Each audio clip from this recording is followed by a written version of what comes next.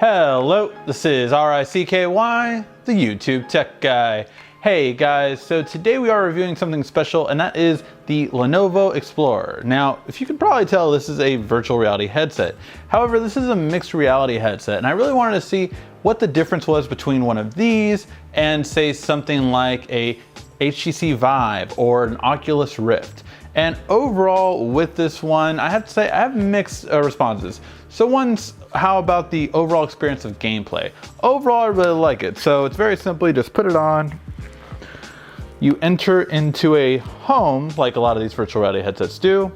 And then from there, you basically just start up exactly what you are doing. So for instance, I am playing a shooting game right now. So as it loads up, basically I get to fire, grab things, and then shoot. And luckily we're able to play this with this great Razer laptop, which is actually more powerful than my own desktop. So let's grab the sword. No, let's grab the guns. So we got that.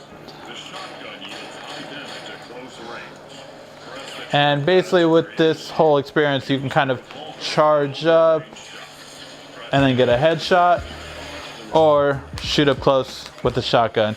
So pretty fun stuff overall when it comes to it. Very accurate, I will say that as well. So there's not been any hiccups or hesitation. We do have a 1080 graphics card on here, so it's pretty well off when it comes to that.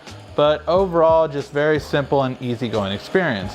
What I will say was more disconcerting was the fact that overall I had a hard time finding some really epic games. Now, what do I mean by that? I mean games that like I could play for a long time that'll be, you know, a AAA style game. Things like Resident Evil or things like that I couldn't find on there. And although it says on Steam you can play mixed reality games, it really is hard to find sometimes. So just know that. Let me pause this.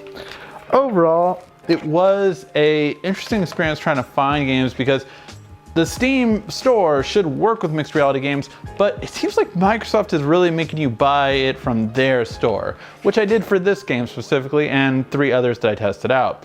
Overall though, I think the game niche is harder to figure out, especially with Steam VR. Now, I had an HTC Vive before, so my Steam VR kept trying to find the HTC Vive, and I'm like, no, I don't have that, I have this now.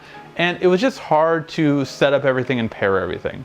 So just know that going in that you want to make sure that you really get this for Microsoft Store apps instead of the Steam VR versions. So that would be my one advice from this. Overall, this was only $200 because it was on sale.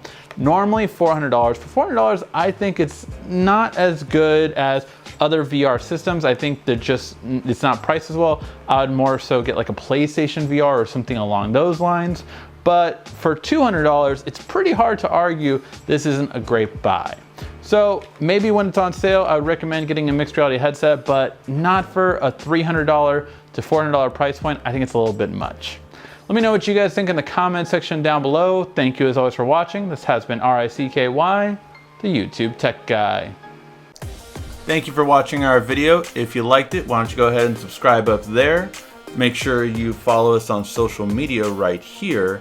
And of course, check out our latest video up there. And right down here, you're going to find the perfect video for you. Or at least that's what YouTube tells me. Thanks again.